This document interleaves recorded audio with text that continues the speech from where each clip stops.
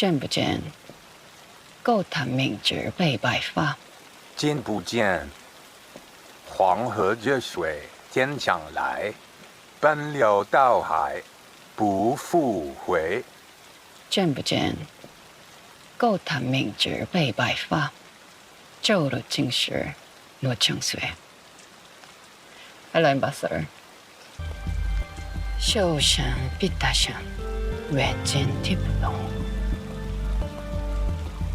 What does that mean, Your Excellency? It's an old poem written by a Korean man named Chung Yeo-kyung when he was 7 years old.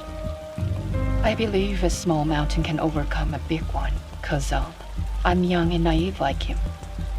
So, I'll do what I can